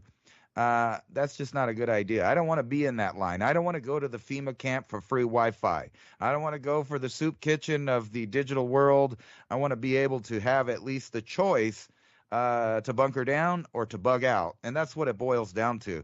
So it doesn't matter what happens, a communist revolution, a super flare from the sun, a meteorite that impacts the earth and changes everything, 3 or 4 volcanoes going off in the same year, like 539 AD or something like that. And what else happened in 79 AD? There's a lot of factors that led to that. But if we just go 500 years to the future at the worst year ever there in that era, millions upon millions of people starved everywhere. Everywhere people were doing bad. And if it happened then in relatively recent history, then of course the possibility exists that any number of triggers could have that happen now. So, it's kind of like your choice if you want to be up creek and just live with the universe and flow through it how it comes. Maybe you'll luck out at the end, or at least have some redundancy backup plans just for yourself, your children, and your family, and maybe even community if you have it that organized. I was trying to throw into Grok while you were talking there. Give me the top 20 events that occurred from 0 year up to 50, the year 50 AD, Anno Domini, in the year of our Lord. To see what the top events would be using Grok versus other types of search engines to see what it would push us toward. Because if you're looking for another sign, because I'm trying to do this as a video and I have so many windows open, so I'm just kind of clicking through them. Here's another one. We're going to see a supernova coming up that will be visible to the naked eye, where you're going to see a massive star in the middle of our night sky glow and become a huge white dot in the middle of the sky, and then whoosh, it'll just vanish. So if you're looking at something like this, called Coronae Borealis, TCRB as in boy. It seems to be on a pulse wave as well. And here's the interesting thing. The last time it was seen was 1217 AD. And here we are again. So you can't tell me that there's this many cycles coming on. And it's also interlooped with a 80-year cycle, which is also that 4 turning cycle. So I'm wondering if these are all related. If we have an 80-year cycle of what they consider like stable flashes, but then in 1217, it was like, whoa, it was the biggest one they'd ever seen. And again, you're talking about Chinese stargazers, you're talking about Arabian stargazers, vast quantities of time of people stargazing and noticing the cycle of this. But the previous iteration, they don't go any further back. Like if it was seen in 1217, would it not 1200 years? There would be just, a little bit before the birth of Christ? It should have been seen then, what, in the Greek era? We have to go back to Chinese records again to start looking up for some of these, astrological things. They catalog them pretty good because they believe that comets coming through are bad luck. It's a bad omen when comets come through. So they're always looking to look at the heavens, and also with the Big Dipper. For those of you that didn't know, it's called Beidou Qixing, and it's called the cult of the Big Dipper. It's another esoteric belief system coming out of China, well above the families. These are the actual seers of the skies that then tell the political class or the moneyed family class, the dragon class, what is happening in the heavens. The seed point for human consciousness comes from the Big Dipper, according to the most ancient of beliefs of Japan and China. Something about that star system, it seems like it's the Berkey current that powers our star. So that knowledge have been known that current flow comes from the Big Dipper, and it intersects with our star, and we're getting that same Berkey current electrified flow to allow our star to have its light and to give us a plentifully warm planet to grow food on. They understood these things are linked, and when the cycles change, what on earth changes also. Well, the emperor loses the mandate in heaven. They lose the ability or the dictate, the mandate to rule over the people. They couldn't even grow food. Got massive storms. So if you look back in the past, like what is occurring in China right now, the mandate from heaven has absolutely been removed from the leaders.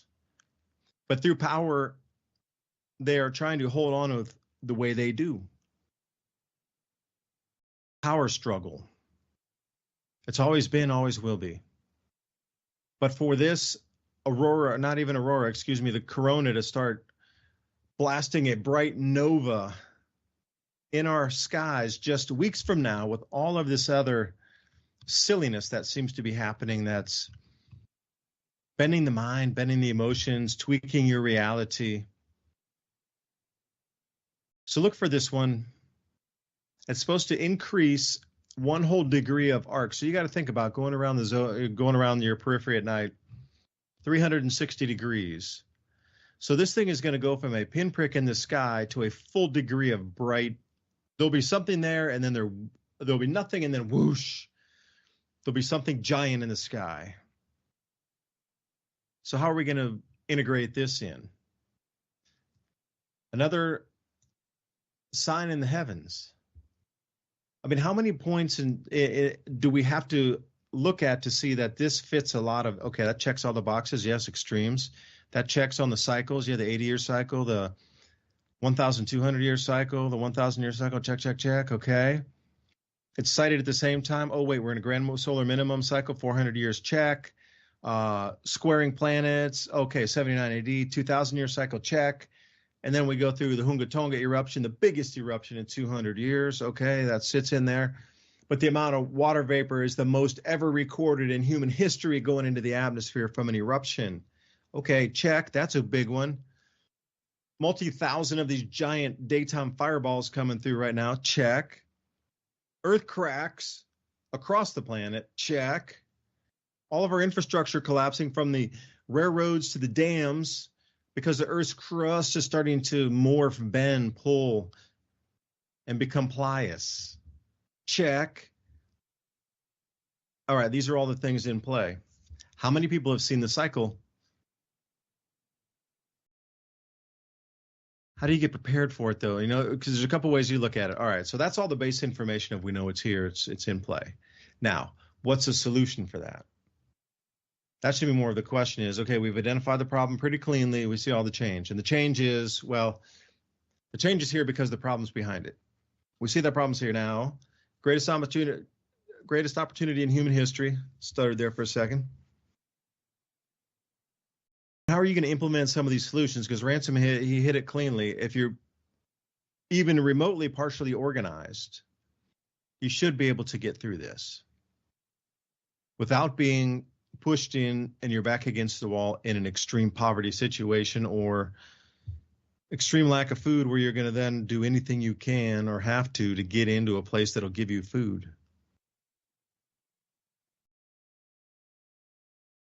Which way does the world spin from here? Now, how do you take those solutions and then offer them to the greater public, quote unquote, the masses, so we can start implementing some of these solutions? It might be different for everybody. So I don't know.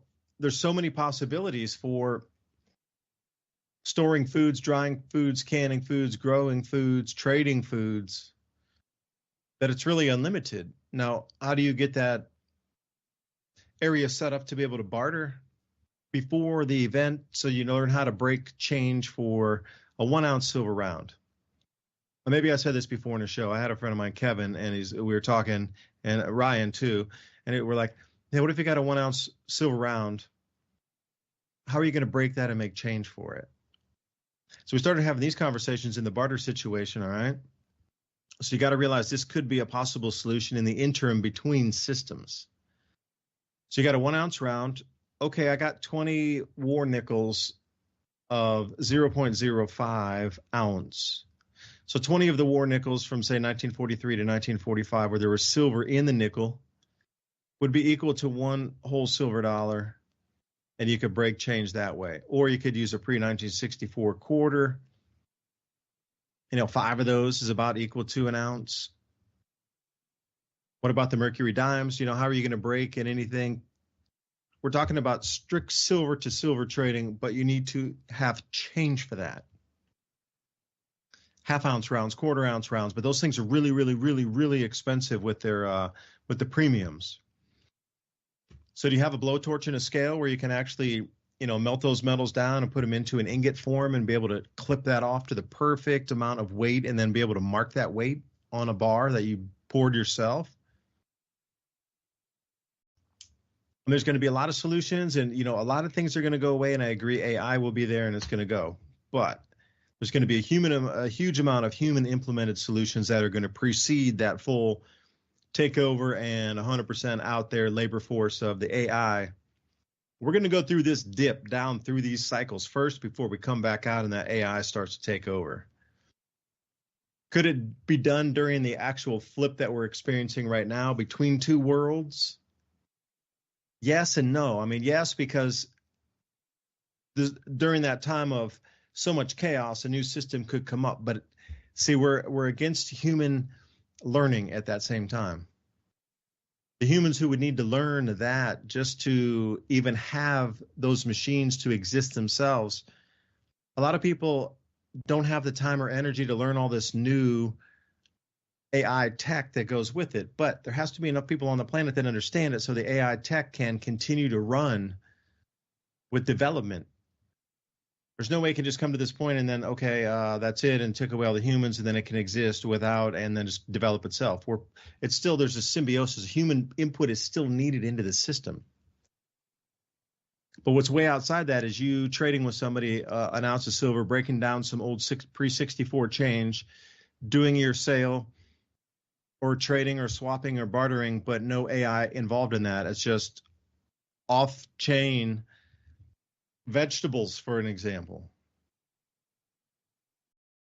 I mean, AI has its uses, but a lot. I was looking at this chart today, and only 20% of corporations have adopted, or companies have adopted, usage of AI inside their businesses so far. But the way it's on the news, like 100% of businesses have implemented it, and it's just everywhere. It's all encompassing. It's rolled over us already, but it seems like it's so complex for a lot. It's so new for so many, they don't understand the concept, and they're just all burnt out and they don't want to learn it. They've already spent their entire life chasing down QuickBooks, chasing down Excel sheets, chasing down XYZ programs, the new CRM management, just whatever it is. So many people had to learn so many systems so far just to keep up with that. And now we're coming into AI and they're like, no, we're not going to do it again. So it seems there's a disconnect between, the human manpower so far to get this to implement to 100%, where everybody understands, everybody will accept it, and everybody will integrate with it. We are 80% away from that. 80. But the news would have you believe that we're near 100%. This is another mind bender right here. Yeah, it exists. The plan is to put everybody out of work. The plan is to take over the world with AI. But that is definitely not where we sit in the physical reality as of this day today. So again, the news has made you paint the picture for them of what the world is, and you're in the own belief system wrapped back into it, even though it's not even remotely close to where that is yet. But the story's scripted for you to get your mind to make and create the reality for it, to let you believe that that reality is already created. I don't know. Again, then we're back into that loop again, like you talked. Same spin, different era.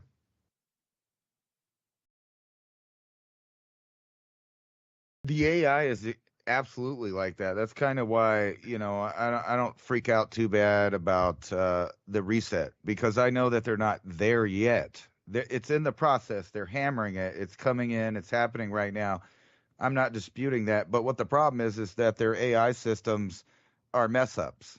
And they're trying to give the keys to the AI before it's like a grown up. It's basically in an infant stage still, where it gets things wrong. I remember I forget which one it was telling people to drink pee. Chat GPT, I think. It was telling them all kinds of bad information. Matter of fact, right here, there's an article about Elon Musk. He wants to give Grok power of the news feed.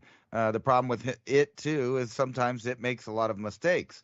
So even when you're getting into the digital art and all of that stuff, you were never going to see a unique image or a unique creation from AI, because all it does is sources all of the input human beings have given it, as far as pictures, ideas, stories, plots, languages, everything. Everything is fed into it. It does a good job of reflecting back at us things that we see, and I think that's why so many people are impressed with it. But they're never going to get to the point of having the AI a mastermind of everything. Now, it does good with analytical things that it doesn't have to use creativity. And basically that means that AI would lose eventually against a biological mind. A biological mind would find the loophole in its logic, and eventually it would have a fault. But if you combine these ideas, which is what they're doing, which is what they're pushing, there won't be that imbalance anymore. They will get the creativity power right out of the human mind, which means that we probably won't have control of it at that point. But in order to get there, they have to continue to program everything and get better. And the problem with that is that these topics are exponentially growing. They exponentially update, upgrade, and become new models. So not only are the people working on it, but the AI itself is working on it. So the people are finding the flaws, and the AI is getting better at identifying that. So what you've seen in the past 5 years is nothing that you'll see in the next year. And then after it increases fast for that year, it'll be 6 months, then 2 months, and then almost like in the Bible, where they talk about information being able to be doubled every day. Here we are. We're at that pinnacle right now. And the question is where do we go? Because we still have one hand on the steering wheel. We have a little bit of control of what happens, and that's kind of what I was talking about before. But we might have to get used to doing a new lifestyle. That might be a reality for us. And that's kind of why I was going to bring up this this article. Give me your autograph, Ransom. You're famous. Right. This article that's talking about the 7 health benefits of cold showers. Right. It's just a pretty simple thing, but it's part of that knowledge base that everybody should kind of have. It talks about how it boosts your immune system.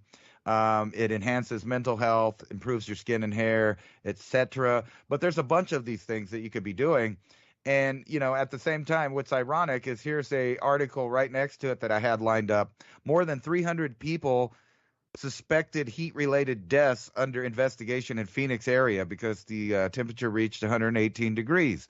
Now, I'm almost going to bet you money that this is another prediction come true. And what I mean by that is I talked about probably last year or the year before, that whenever you have an increase in migrants going into an area, if they're not acclimated to the area or not prepared mentally with no know-how of how things go, you're going to die. So if you're hiding out in the desert and it's 118 degrees and you don't have access to water, guess what? You die.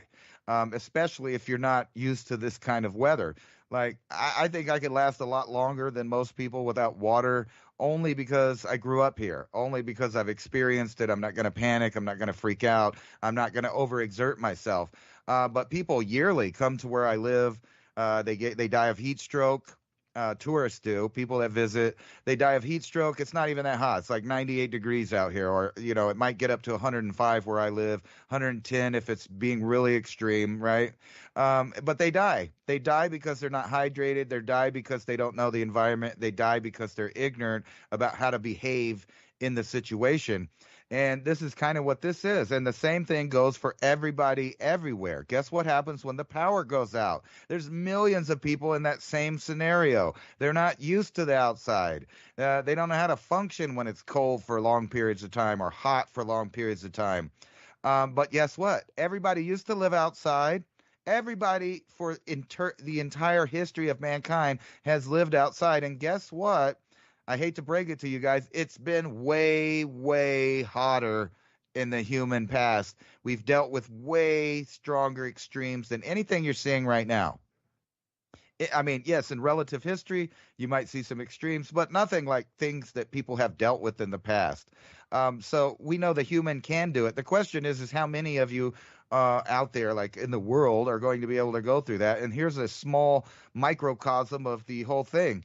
300 people suspected dead and heat-related, and I'm going to bet that the majority of them are homeless or they're migrants that just got here. And, that's sad that happens. And right near where I live, they're finding people almost daily dead along the border from heat exhaustion, malnutrition. They weren't ready. They weren't prepared. And it's not like it's that bad outside. So you imagine what's going to happen in the near future if any kind of supply chain disruption happens to Europe or the northern part of the United States where it actually gets cold. Yeah, you're going to see some problems, which we already, see whenever there's extremes. I remember, I forget how long ago, but there was a heat wave in the Midwest when I was younger, probably a teenager. And I remember hearing about all these old people dying when it was only and I kept thinking, it's only like 89, 90 degrees. Why are they dying? And I couldn't figure it out. And then, well, part of it's because they were used to living with air conditioning for one, or fans, and then the power goes out. But the biggest cause was the extreme temperature that never dropped below a certain degree. So in other words, it was hot all day. And then at nighttime, it didn't cool off. So they were hot all night. And then when you get into a week of this stagnant temperature, the human body doesn't do so well. And that kind of leads me back to this resources thing. Do you need cold showers? I hate to tell you, but when you're almost freezing to death and you've been working outside in the cold all day, the best thing you could possibly do is have a hot shower, right? It's a total healthcare remedy. It makes you feel better. Your bones stop hurting. You get back to a core temperature. Well, the same is true for the opposite direction. If you're, super hot, a cold shower can straight up reset everything. And these are the kind of tricks and things that may be lifesavers to people if they can remember that when they get in these extreme situations. I believe there are still people out of power in Houston right now from the hurricane that rolled through. And guess what? The bad hurricane season ain't coming till fall, right? Fall is when we get all the named storms. Fall is when all the big storms come in. And we already had this big one early in the year. That's not, totally bizarre, but what's bizarre is that our own government and local people don't tell people, hey, maybe you should have some food buckets. Hey, maybe you should have something that cleans water. Hey, maybe you should plan on not having electricity. Maybe you should plan on not having computer-controlled climate control. And I'm guilty myself, in the summer, I get my air conditioner working. I like it inside, but every time I go outside, I remember this reality. Oh, yeah, it's horrible out here. And what if the power was out? What if I was broke? What if I didn't have any resources like I've had that situation other times in my life? And I think, you know what, this would be a life-threatening situation, or it could be for someone older, vulnerable, or not from the area. So no matter where you live, you need to be prepared for your environment, but not just that. Be prepared for your environment to change. And that is good advice for everybody. Be on the fly, be on your toes, ready to pivot. And please remember, we're pivoting as well. We're going to be rebranding here to Civilization Cycle, this podcast. But join us for the show notes. We're going to put this in 7 or 8 bullet points of what we spoke about tonight so you can start intelligent conversations with others and see how they feel and what their solutions are. Head right over to oilseedcrops.org. Click on that nav bar at the top where it says MIAC show notes and enter your email. We'll get that off to you. That's oil, like one barrel of oil, OIL, seed, like one seed we plant in the ground, and then crops, plural, CROPS. We harvest our crops every year. That's .org because I was studying plantation management and how to use oil seeds as the byproduct of whatever the process was for fruits or nuts. If you have the show notes, you can remember and you can do more research yourself. But a lot of people are looking for conversation starters these days and are willing to have these conversations. So think about having something at your hand that you can write notes on or share what you think the world's happening with others, especially these dates in October coming up and also in April of this year, next year, 2025. David DuByne, Ransom Godwin, signing off. See you next week. Thank